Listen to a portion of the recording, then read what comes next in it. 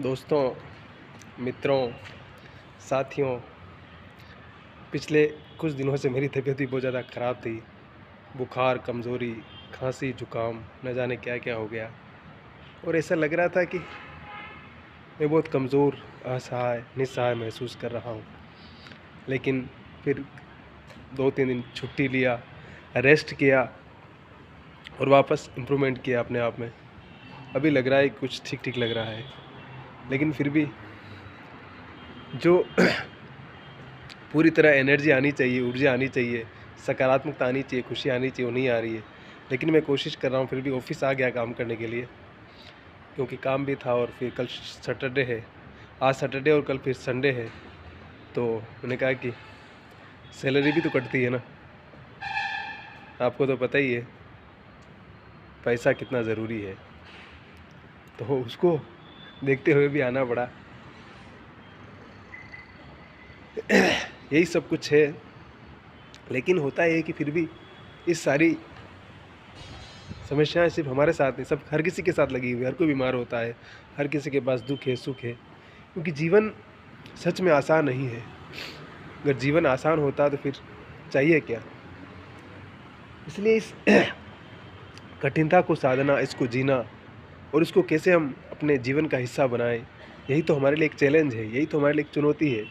अगर इस चुनौती को हम जितनी सहजता से स्वीकार करते हैं, उतना ही अच्छा है हमारे लिए।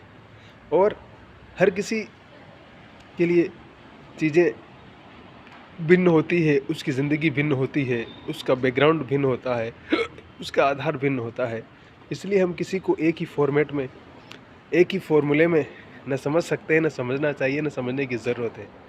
इसलिए इस वैविध्य को स्वीकार करते हुए हम अपने जीवन की चुनौती को सहजता और सरलता से स्वीकार करें और असल में इस चैलेंज को स्वीकार करना ही असल में जीवन की संभावनाओं को एक्सप्लोर करना है।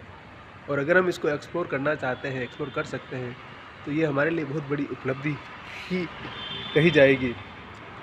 क्योंकि संघर्ष के बिना कुछ भी पॉसिबल नहीं है। साधना तो करनी पड़ती है। किसी भी उस इंसान की ज़िंदगी को देखिए जो आज सफलता के तमाम मुकाम हासिल किए हुए हैं, उसका अतीत कभी भी आसान नहीं था, आसान हो ही नहीं सकता है। उस कठिन रास्ते पर चल कर के उसने इस मार्ग को प्रशस्त किया, तो हम भी कर सकते हैं।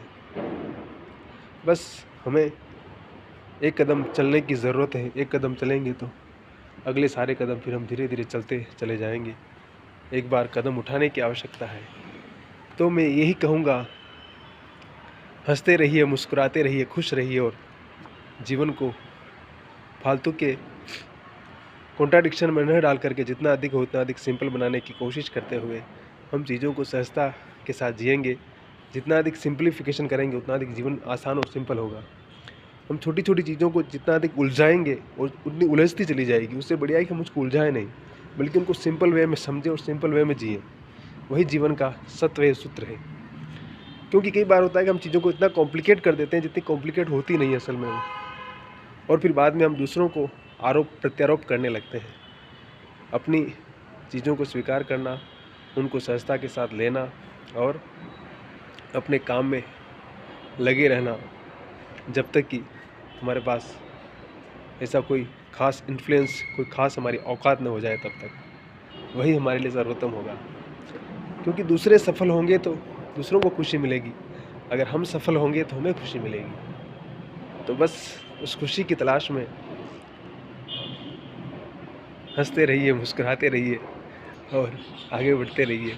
यही कहूँगा, आपका दिन शुभ हो और मंगलमय हो और सिर्फ़ खुश रहिए, प्रसन्न रहिए, हँसते रहिए, हँसते रहिए, हँसते रहिए।